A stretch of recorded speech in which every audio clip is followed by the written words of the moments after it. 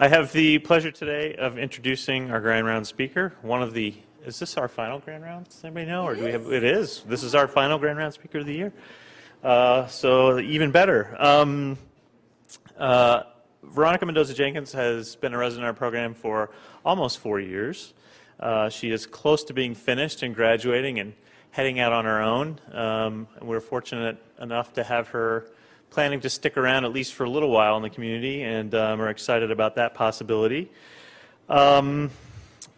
Mendoza-Jenkins graduated from the University of California and then went to University of Washington School of Medicine and then joined us in the residency program. She had some experience working with, has a great deal of interest in cultural issues in psychiatry and has worked with a number of different patient populations, including Native Americans, and currently works with Dr. Moreno with a telemedicine clinic that works with Spanish-speaking patients. So she has a great deal of experience working in that population, and the population she's going to be talking about today is another one that she's been very interested in and is a very underserved population and very interesting. So without further ado, I want to hand this over to Dr. Mendoza-Jenkins. Today she's going to be talking about considerations in the assessment and treatment of transgendered patients. So let's give her a warm welcome.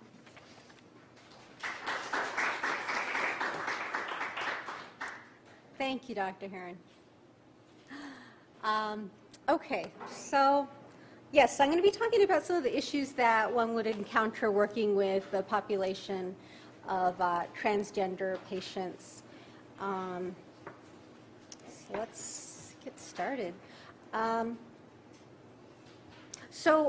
the DSM-4, it used to be listed as transsexualism, which we still use as a term, but now it's listed as gender identity disorder. But I'm going to use those terms interchangeably, as well as transgender, and I'll give you a little spiel on some of the vocabulary, because there's some specialized vocabulary with respect to this population. Can you guys hear me okay?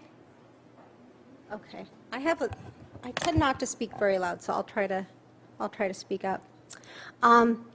Okay, so basically what these people are experiencing is just a preoccupation with the desire, the need to live as and identify themselves and be identified by others as the opposite sex.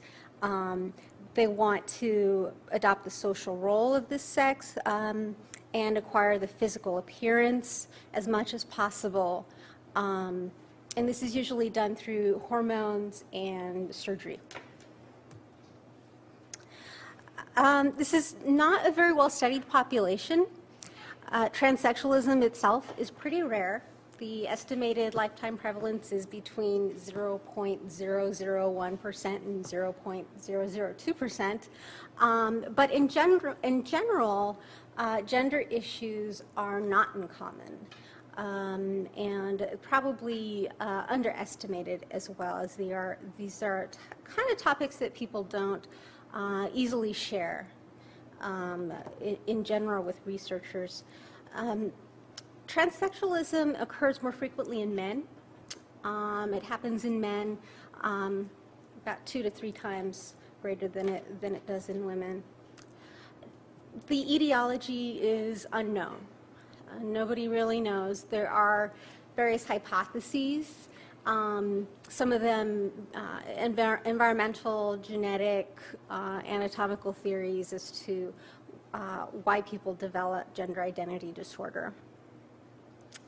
And there are a number of research groups that have been looking at genetic variants, changes in the genes that code for sexual hormones, and it's been pretty equivocal. In some studies, there seems to be some kind of correlation. In others, there isn't. So basically, we really don't know what causes GID. So some of the terminology, I mentioned transgender. So transgender is just sort of an umbrella term that's used to refer to people whose gender identity and their gender expression is different from the gender which they were born with. Gender identity is how you see yourself.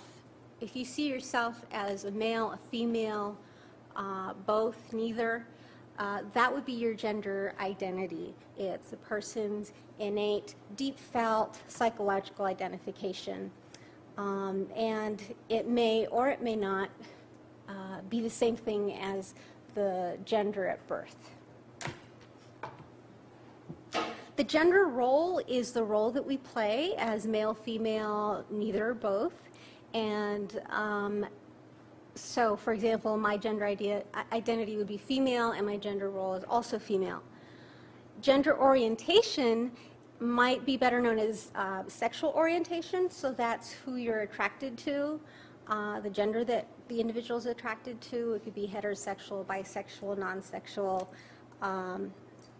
etc.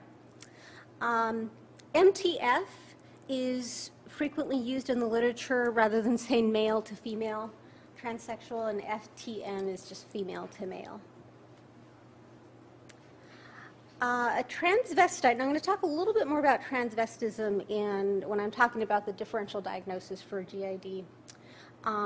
But it's one of those words that gets tossed around, but I don't know that everybody really knows what exactly it means. So a transvestite is an individual who dresses in the clothing of the opposite gender. More obvious in men than in women. So basically it's just somebody that enjoys cross-dressing. There's a subset of transvestism called fetishistic transvestism, and that's where the cross-dressing is associated with sexual arousal. And in fact, it usually starts out that way as a fetishistic transvestism. And the cross-dressing can be done, for example, with their female partner as part of the sexual play. But they start to kind of peter out and becomes less fetishistic with time. Some of the terminology I wanted to include too is some of the words that are used by the transgender population themselves, not necessarily academically, but non-op, someone who's described as non-op is somebody who has GID, but they have not begun the process of gender reassignment. Perhaps they have no intention of going through with sexual reassignment. Pre-op is a patient who has started the process. A lot of times they've started their real life experience, which I'll explain later, and the hormones, but they have yet not had the surgical procedures done. And then post-op, of course, would be somebody who has completed the entire process, including surgical gender reassignment. As you can guess, with all the terminology and subpopulations and all the stuff that comes along with when we're talking about gender in general, is the controversy over the labels that we use. In general, people don't like to be referred to as transsexual, but they don't also like to be told that they have a disorder. And that's what we call it now. I'm not sure how much longer it's going to be that way in the DSM. But people in the transgender community see the label of disorder as reflecting our lack of understanding, of compassion, blah, blah, blah. And the other thing is that I've come across a number of times, even though there aren't that many transsexuals, for some reason at our VA, we have a few. And it just reminds me that you want to use the pronoun that the person, that reflects the gender that the person is adopting. So if it is a male to female transgender person, then you want to refer to them as she, just to express some understanding and some acceptance for how it is that they feel about their identity. Diagnostic criteria. So the first criterion is a strong, persistent cross-gender identification. I am not a woman, I am really a man. Criteria 2 is the persistent discomfort with one's gender, or the sense that the gender that they were born with is inappropriate, is just wrong. And criterion 3 is excludes any intersex conditions, so some of the conditions associated with genetic or hormonal disorders. And of course, for any disorder, we require that there be a significant amount of distress and impairment in social, occupational, relationship type of functioning. So the diagnosis is focused on the gender identity, who these people think they are, and the gender role, who they want to portray themselves as, not the orientation, which would be their sexual orientation. However, their sexual orientation is listed as a specifier and indicates whether the patient is sexually attracted to men, women, both, or neither. Another just quick statement, again, to try to remind us all of what it must be like to have gender identity disorder. It is just this feeling something is very wrong with the way things are, with the way I am right now, and things would be so much better, life would be easier, everything would make much more sense if I and others could experience me as this particular gender, the opposite gender. And I don't have any photographs for you, but with hormones and electrolysis and surgery, people can convincingly pass for the other gender. In fact, one of the surgeons that does a lot of the gender reassignment surgeries, Marcy Bowers, she's out of Seattle, and in Trinidad, Colorado. So Dr. Bowers used to be, gosh, I can't remember what her name was when she was a male. But anyway, she's a male to female transsexual, and you'd never guess. You wouldn't know. Another thing about people with GID is because they don't feel that their anatomy is consistent with their gender identity, anything that reminds them of that inconsistency can be very disturbing to them. So, for example, they wouldn't want their genitalia or their breasts touched, looked at, appreciated, or acknowledged in any way. It's usually a no-go zone for relationships. Also, people generally prefer partners of their own gender, which can be a little confusing. So basically what it means is female to male transsexual is typically attracted to a female, and male to female often is attracted to males. There are some significant differences between female and male transsexuals that I want to go over. For female transsexuals, it's almost universal that they are attracted to other females. And that's very different from the male transsexuals, where there's heterosexual and homosexual in almost equal numbers. Female transsexuals often have no history of having any sexual relationship with a man, and if they have had one, it was under interesting circumstances, I'll say, whether they were intoxicated or they were experimenting or they were forced into sexual activity with a male. Maybe they were intoxicated, but generally it's not an experience that is pleasurable, and it's not an experience that they wish to repeat. It's also rare for a female transsexual to have any history of having had any children, being pregnant. What's interesting, though, is that when they partner with another woman, a lot of times they partner with a woman that does have kids.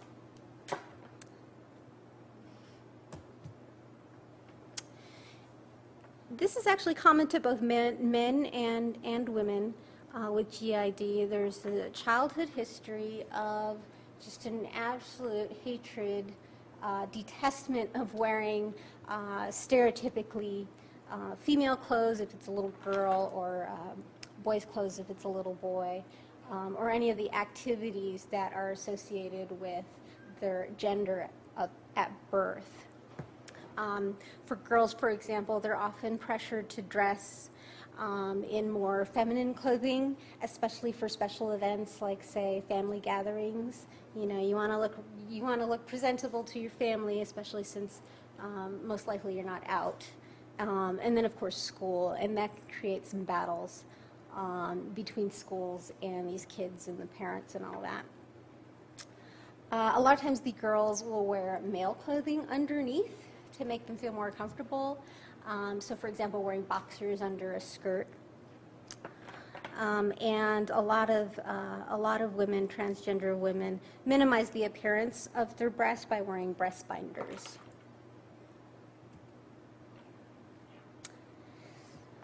Like I mentioned earlier, anything physiological that reminds them of their gender of birth is distressing, and so menstruation itself can be distressing for these women. They often adopt a lesbian identity, not because they're lesbian, but because it's a label that is placed on them. Most people don't really understand the difference between lesbian and a female transsexual having a relationship with another woman, because the female transsexual feels like she's never been a woman, so how could she possibly be lesbian? So sometimes you'll see that they carry this label, but it's not necessarily what they choose to do. Those female transsexuals who have had relationships with men often say that they're actually more attracted to the masculine lifestyle or the possessions of the man that they're dating, as opposed to the man himself. And that sounds a little unfortunate for the man, but this is something that tends to happen earlier when these women are starting to date, because there's all that pressure to date men.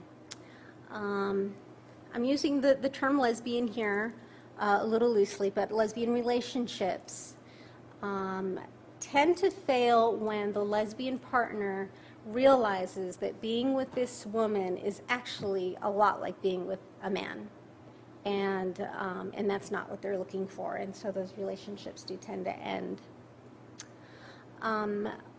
A lot of times these transgender women who appear to be men will have heterosexual relationships with women, but that usually happens when the female partner, is not aware that the patient is transgendered. They see them as a man. And what I think is interesting about women is that some of them accept this and go on with the relationship. So it's not a unilateral death sentence for the relationship.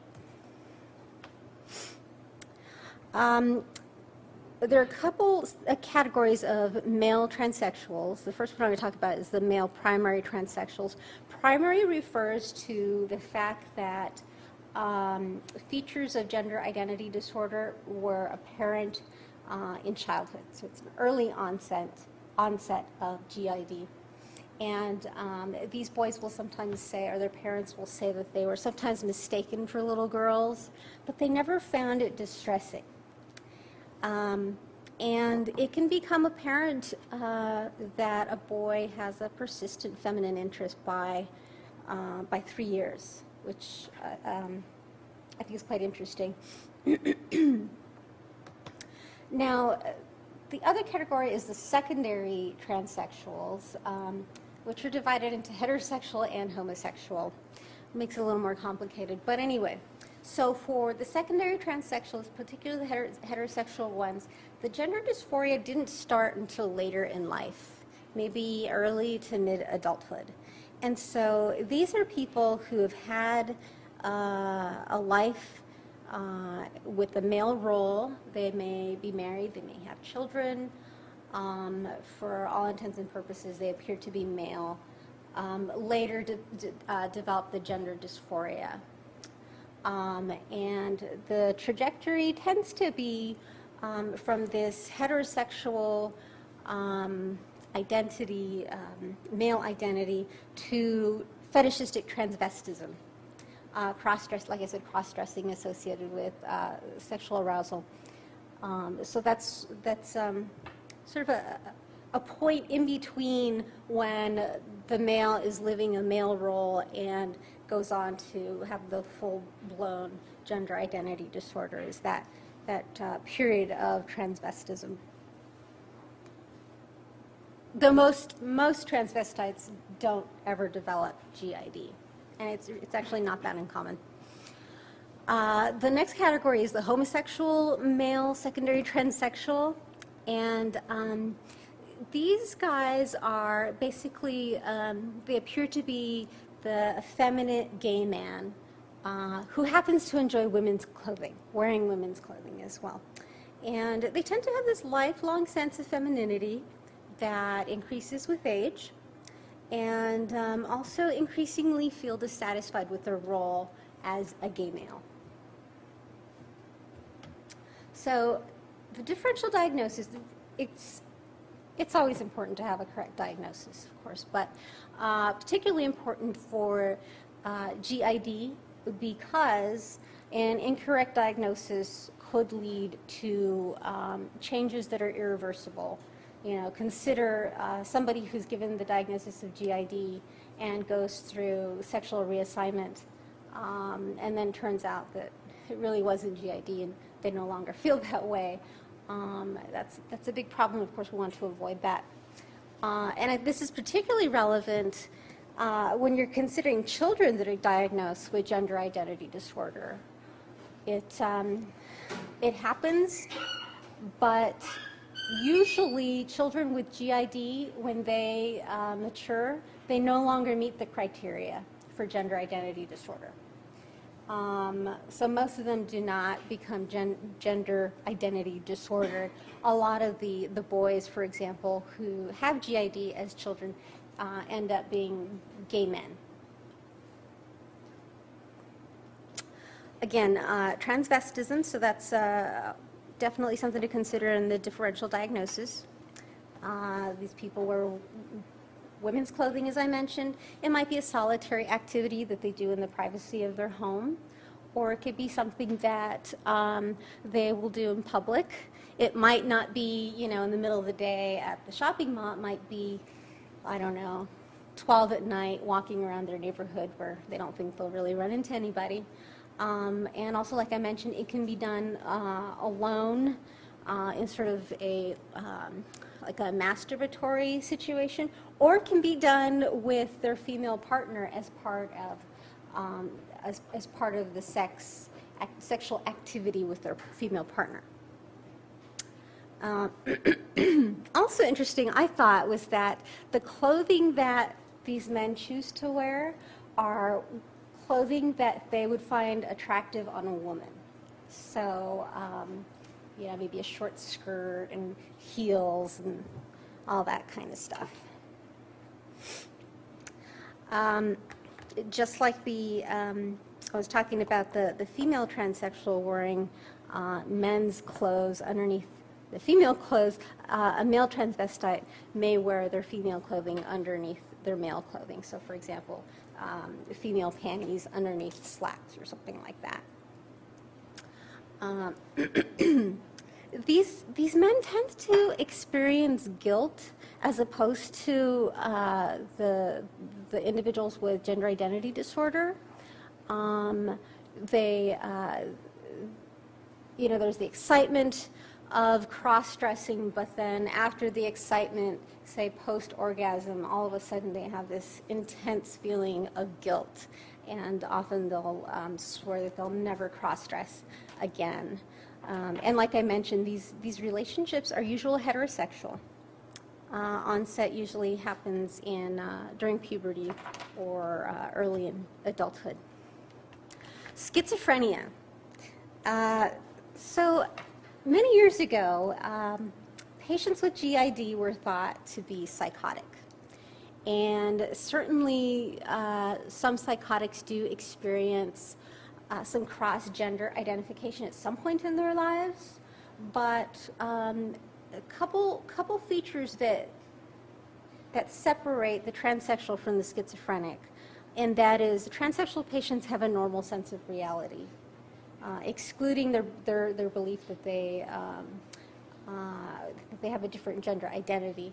So normal sense of reality, and they don't actually believe that they are the other sex.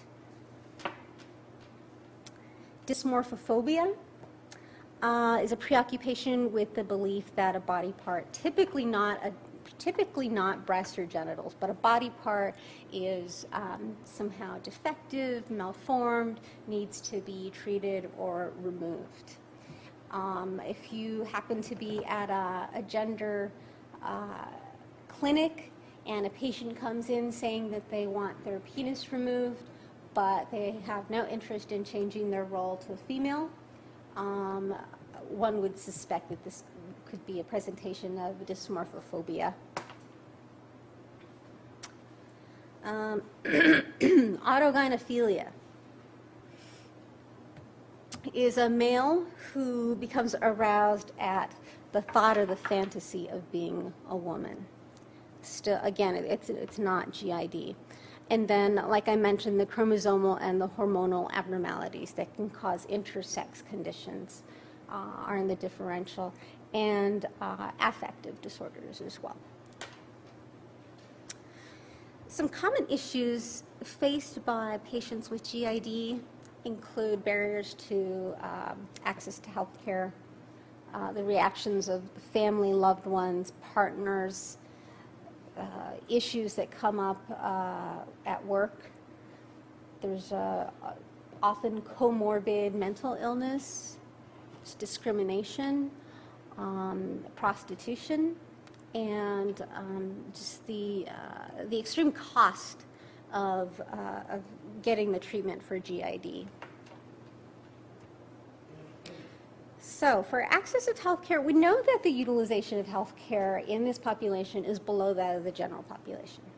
Part of it may be explained by the fact that they're unemployed, uninsured, but actually insurance generally doesn't cover gender reassignment. However, if you live in California and you have Medi-Cal, it'll cover it. The other thing is gender disorder clinics are not common. You generally have to travel to one of the coasts, and they're found in big cities. So there's also that issue of having to travel a long distance, leaving your job to travel to Seattle, etc. is an issue. It's also difficult, unless you live in a big city, it's difficult for patients to find providers that have experience working with the transgendered population and who can come across as compassionate. The patients often run into ignorance by healthcare providers. Of course, it's not necessarily malicious, but people just don't see transgender people that often unless they're in major areas.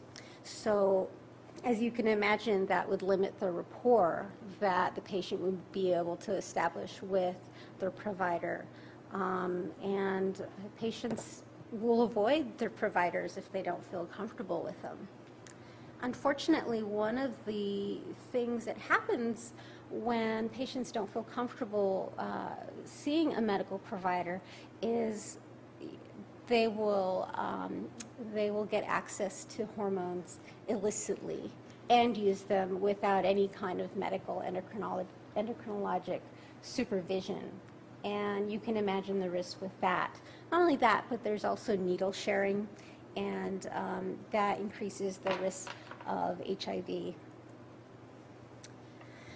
Coming out to families is extremely distressing for most of these people. And it's not even just a matter of, do I come out to my family? It's, who can I come out in my family? Which individuals do I feel safe coming out to, and which ones do I not? And then it becomes not just the patient's secret, it becomes a family secret. And then, just creates a lot of chaos when families come together for some kind of family reunion or Christmas or something. And how does the patient show up to that event? Do they show up in their old gender appearance, or it's very stressful, very tricky.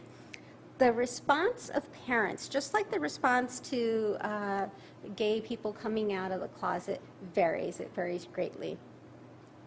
But a lot of times patients feel responsible, as if they had done something wrong, something to cause their child to have the gender dysphoria and other issues. Children's reactions depend a lot on the age, but also the quality of the relationship that they have with the parent before the role change. And adolescents in general are embarrassed of their parents. So adolescents with a transgender parent is probably also going to be embarrassed and may limit contact for that reason. It seems like it would be very traumatic for a child to have a parent change gender roles.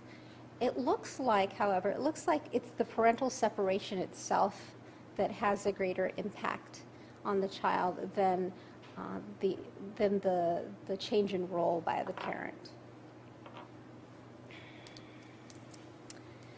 With respect to partner issues, there's a lot that could be said. I'm not going to say a whole lot about it here, but the fact is, few intimate relationships can withstand the gender change of their partner.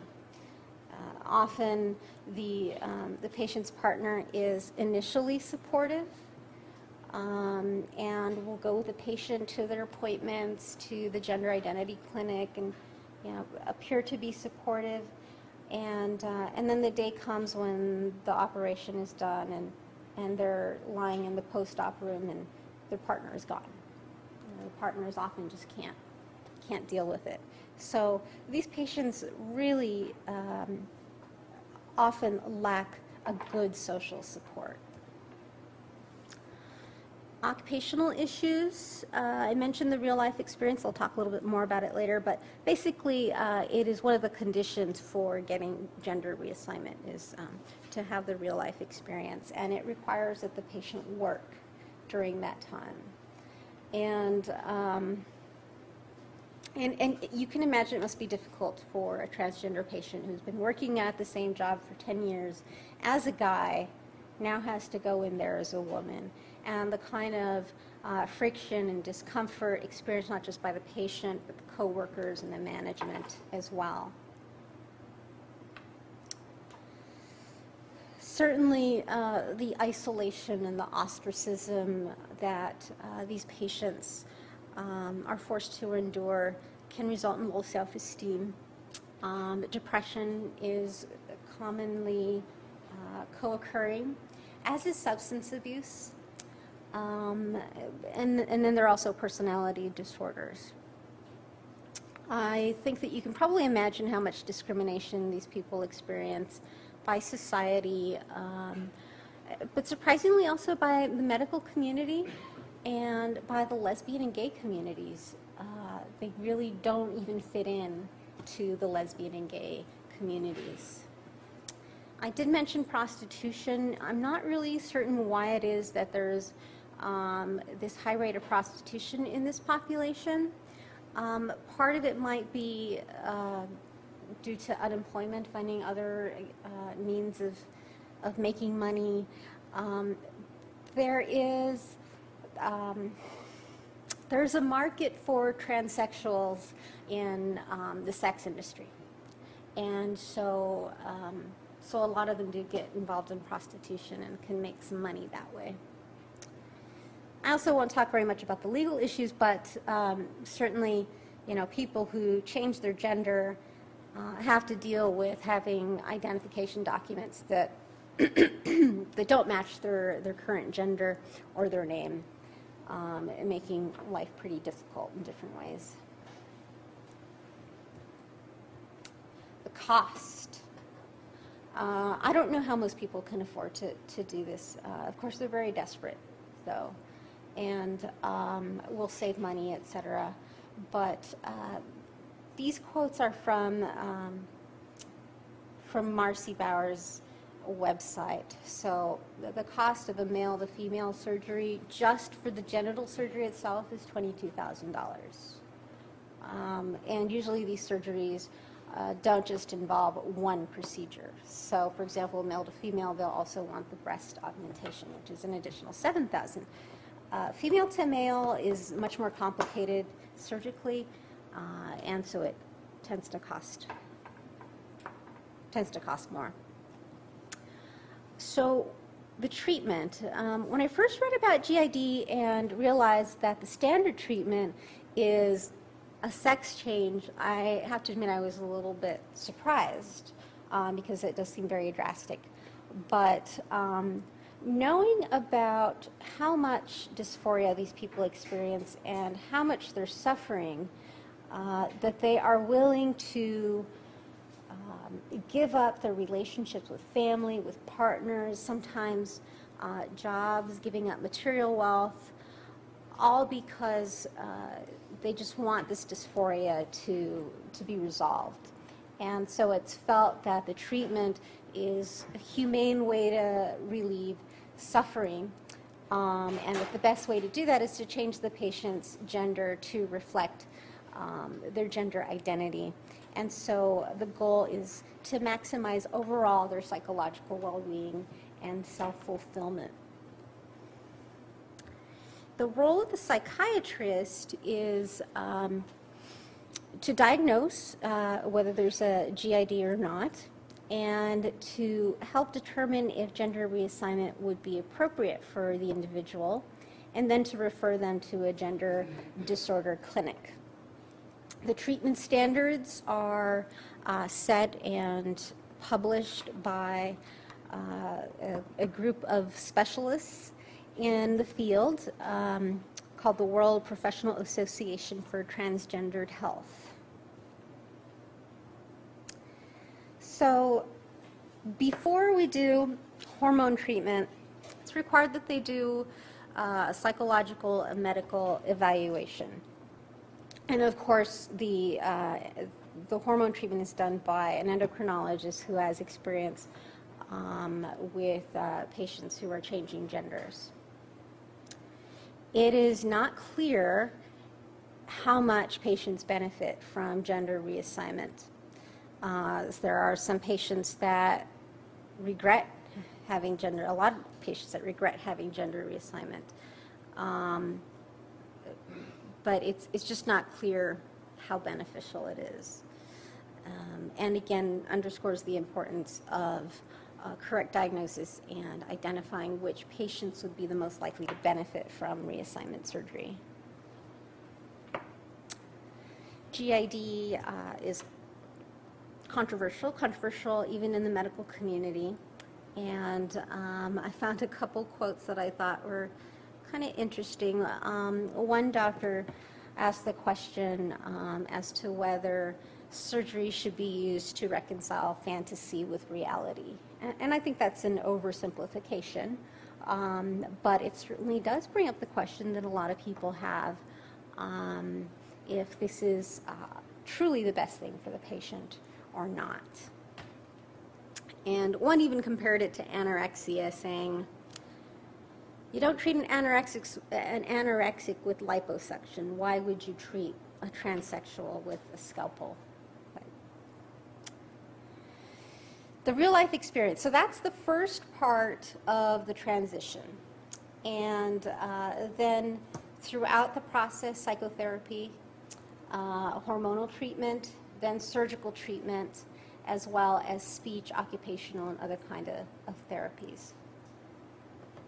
So the real life experience is basically a test for the patient to spend 1 to 2 years living as the opposite gender.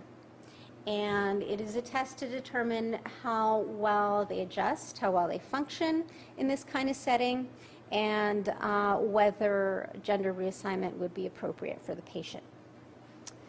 could also be said that it's an opportunity for patients to experience the fantasy of living as the opposite gender. And sometimes they realize that the fantasy is not all that it's cracked up to be and decide not to go forward with treatment. It's important that, I didn't mention, it's important that the patient be treated by others as if they were the gender that they're trying to portray.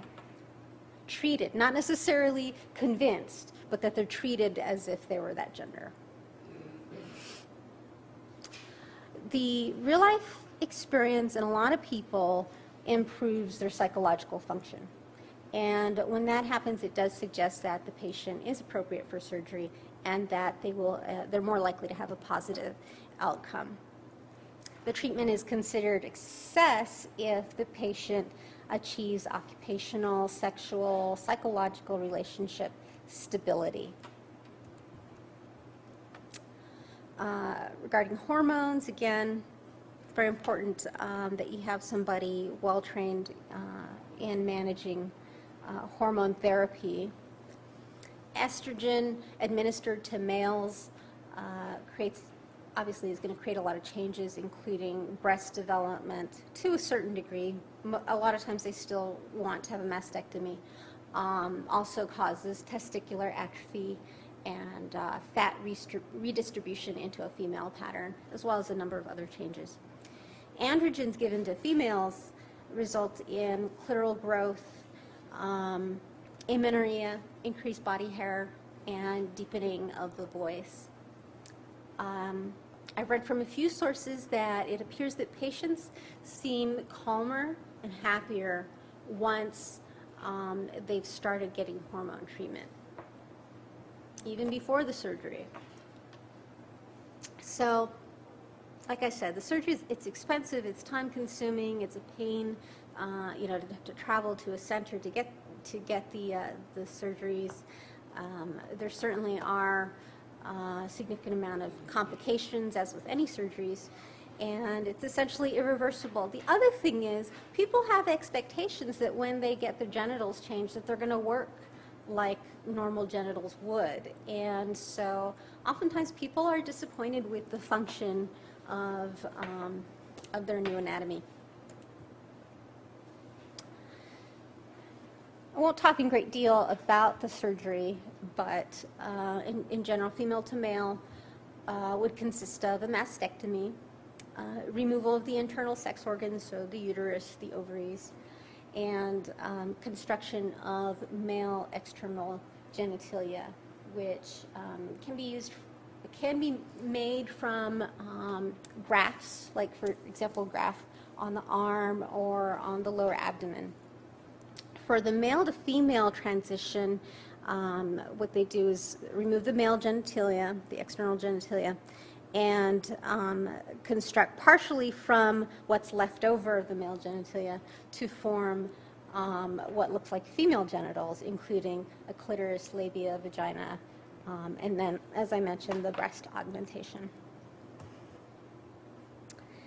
Psychotherapy is an important part of the therapy for these patients to assist them and provide support as they are facing these difficult issues of dealing with family relationships, their partners, work, all of those things. And the therapist can provide support for the patient through what is usually a very long process for gender reassignment.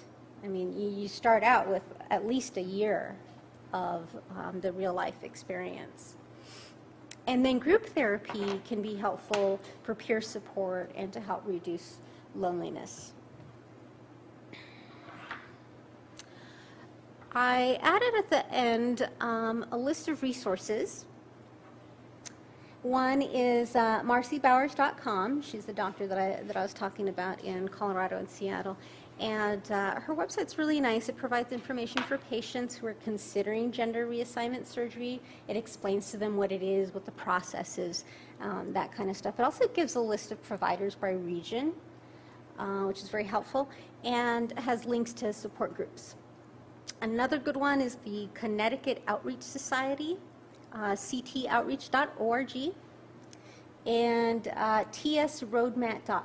roadmap.com, which is essentially, they've made a roadmap for the transsexual transformation, starting from the very beginning, basically explaining to the patient what to expect and how things go.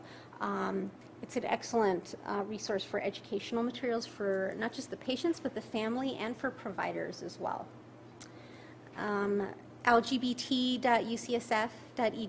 is another good source, coming out of, obviously, University of California, San Francisco, from their Lesbian, Gay, Bisexual, Transgender Center of Excellence. And I seem to have gone through that really fast, but that gives us a lot of time for questions. So, but first, just one thing. Whoever can tell me, I don't know, how well can you see that picture? Whoever can tell me the species of this snake gets extra credit. Because I found this in my garden and I'm dying to find out what it is. Anybody? No? Didn't think so.